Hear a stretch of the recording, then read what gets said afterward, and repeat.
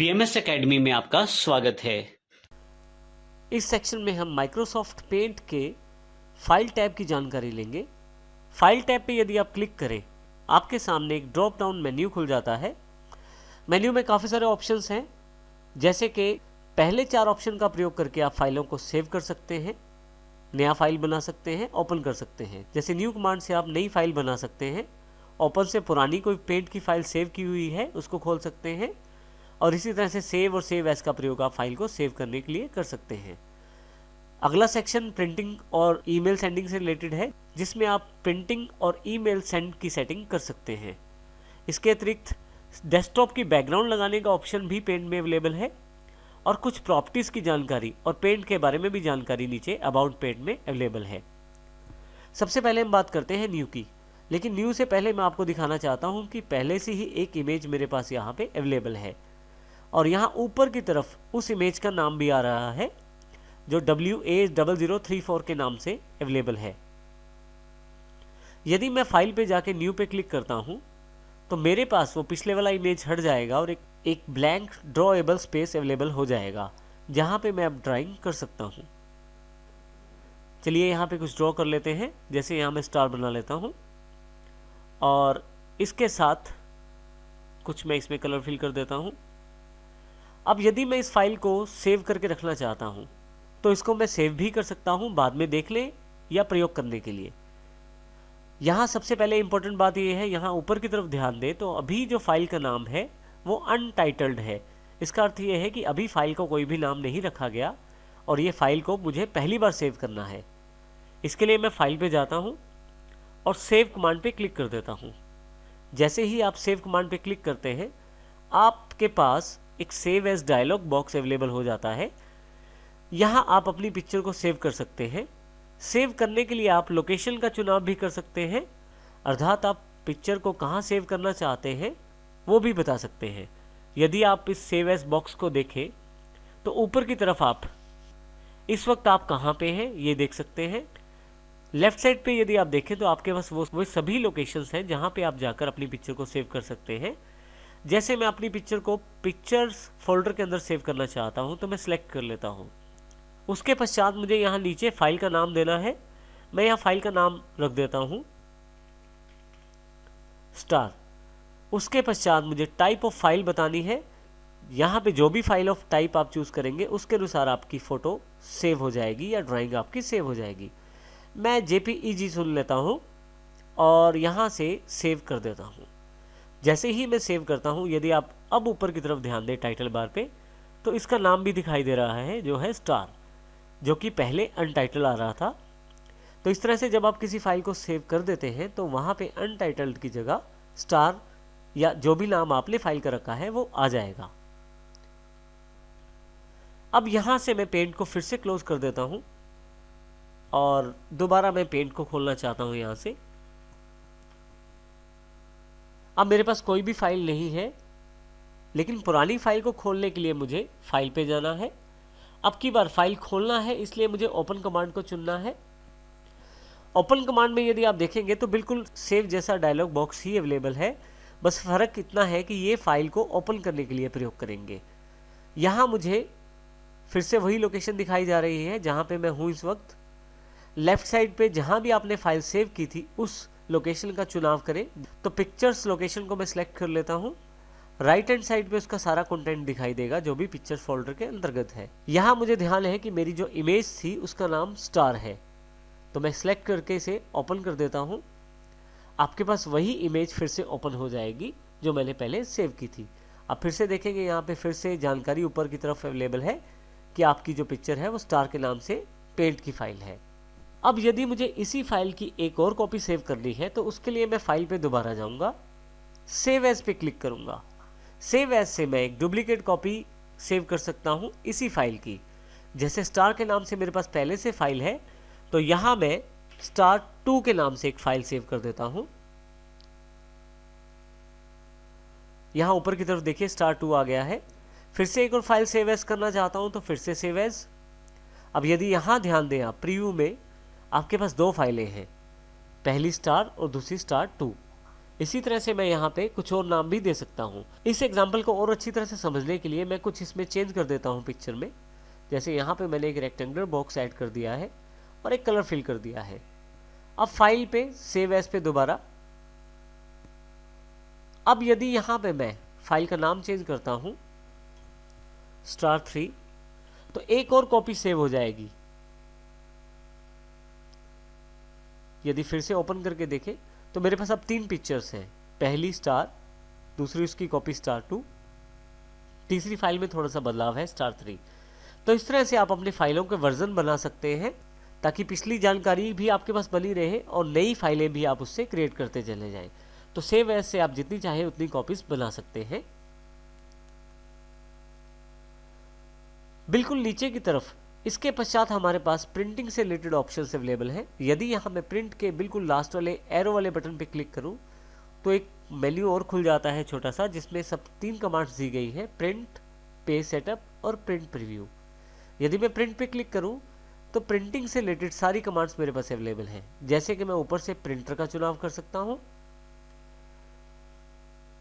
Page range set कर सकता हूँ, मैं नंबर ऑफ कॉपीज तय कर सकता हूँ यहाँ से, और प्रिंट कमांड भी दे सकता हूँ। इस कंप्यूटर में मेरे पास प्रिंटर इंस्टॉल नहीं है तो इसलिए यहाँ पे प्रिंटर की जानकारी नहीं दी गई, परंतु यदि आपके कंप्यूटर में प्रिंटर इंस्टॉल है तो उसके नाम को क्लिक कर दीजिए और अपनी प्रिंटिंग सेटिंग्स कीजिए और प्रिंट निकाल लीजिए। अभी मैं इसे कैंसिल कर देता हूँ। फिर से प्रिंट में आपके पास पेज सेटअप की कमांड भी अवेलेबल है। पेज सेटअप में आप पेपर का साइज सेट कर सकते हैं, जैसे कि A4 साइज। नॉर्मल फोटोस्टेट का जो पेपर होता है वो A4 साइज का होता है। इस तरह से थोड़ा सा बड़ा उससे पेपर एक लीगल साइज होता है। A3 पेपर A4 से बड़ा होता है, वो आप ले सकते हैं, और A5 पेपर आप जो A4 से छोटा होता है वो भी ले सकते हैं। तो इस प्रकार हम लोग पेपर का साइज का चुनाव कर सकते हैं। इसके अतिरिक्त ओरिएंटेशन बता सकते हैं। पोर्ट्रेट का अर्थ है लंबाई में प्रिंटिंग आएगी, जैसा यहाँ प्रीव्यू में दिखाया गया है, और लैंडस्केप का अर्थ है चौड़ाई में प्रिंटिंग आएगी। आप चाहें तो यहाँ से मार्जिन भी इंक्लूड कर सकते हैं। जैसे यहाँ लेफ्ट का जो मार्जिन है यहाँ मैं 2.5 कर देता हूँ, तो देखिए 2.5 करने पे यहाँ प्रीव्यू में यहाँ मार्जिन ज़्यादा दिखाई दे रहा है। इसी तरह से मैं बाकी मार्जिन भी सेट कर सकता हूँ अपनी प्रिंटिंग की सुविधा अनुसार। अभी मैं वापस वही मार्जिन सेट कर देता हूँ, और यदि यहाँ पे मैं ओके कर देता हूँ तो ये सारी सेटिंग्स मेरे पास सेव हो जाती हैं। अभी मैं यहाँ कैंसिल कर देता हूँ।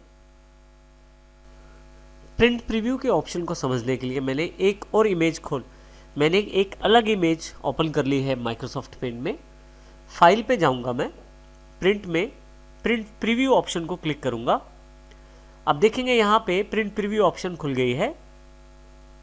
इसमें यदि लेफ्ट साइड सबसे पहले देखें तो हमारे पास प्रिंट प्रीव्यू के रूप में एक अलग टैब अवेलेबल हो गई है। इस प्रिंट प्रीव्यू टैब में सबसे लेफ्ट साइड की तरफ प्रिंट ऑप्शन अवेलेबल है। यदि मैं प्रिंट पे क्लिक करूं तो वही बॉक्स अवेलेबल हो जाएगा जो हमने थोड़ी देर पहले प्रिंट सेटिंग्स में देखा है। मैं इसको भी कैंसिल कर देता हूं। फिर से फाइल, प्रिंट प्रीव्यू। मेरे पास अगला जो बॉक्स है पेज सेटअप, जिसकी जानकारी हमने अभी थोड़ी देर पहले ली है, परंतु यहाँ से कुछ ऑप्शन मैं और भी सिलेक्ट कर सकता हूँ। यदि आप ध्यान से देखें तो मेरे पास ये जो इमेज है ये 2 पेजों में दिखाई जा रही है। मैं यहाँ से 1 पेज सेलेक्ट कर सकता हूँ ताकि मुझे सिर्फ एक ही पेज दिखाई दे, और 2 पेजेस सेलेक्ट कर सकता हूँ ताकि मुझे 2 पेजेस में ये इमेज दिखाई दे। क्योंकि इमेज बड़ी है इसलिए दूसरे पेज पे दिखाई जा रही है। अब मैं यहाँ पेज सेटअप को क्लिक करता हूँ।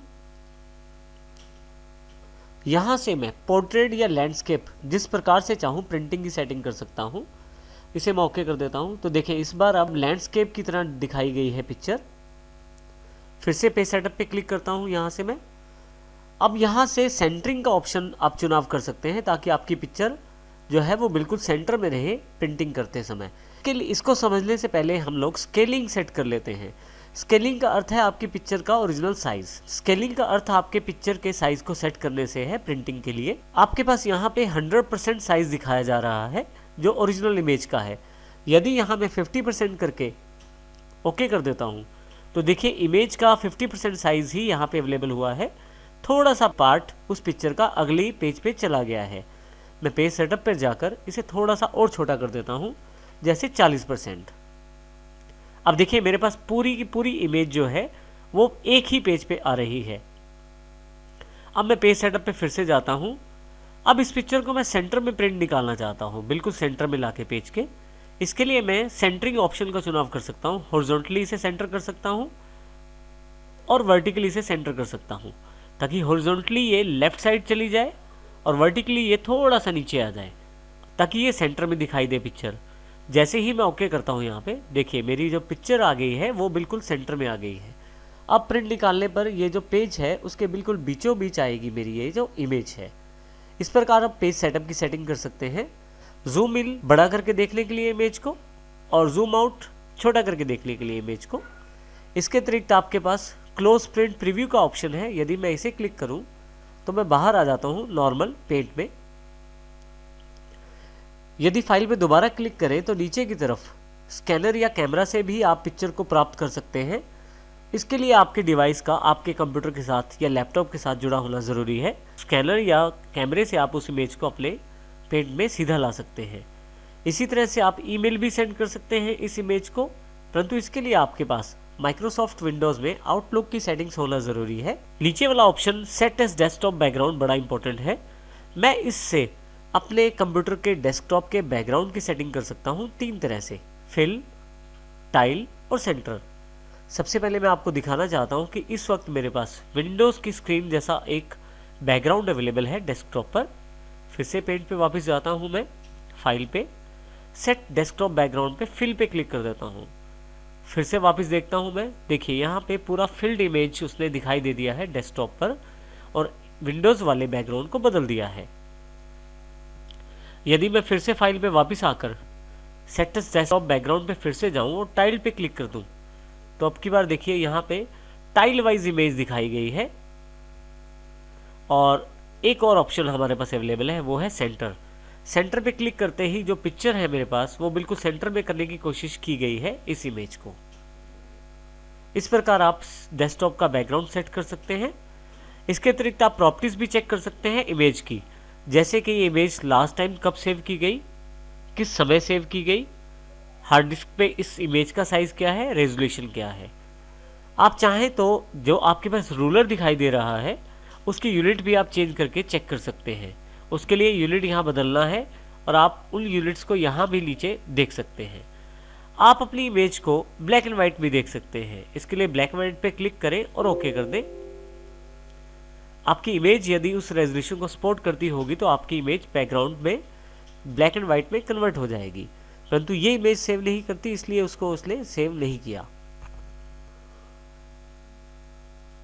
इसी तरह से नीचे पेंट के बारे में जानकारी है, जिसमें विंडोज 10 के द्वारा जो माइक्रोसॉफ्ट पेंट ऐप दिया गया है उससे रिलेटेड इन्फॉर्मेशन आपके पास यहाँ पे अवेलेबल है। मैं इसे ओके कर देता हूँ और एग्जिट जो पेंट की सबसे लास्ट कमांड है, यदि मैं इसे क्लिक करूँ तो मैं पेंट से बाहर आ जाऊँगा। इस प्रकार हम फाइल टैब की जानकारी प्राप्त करते हैं।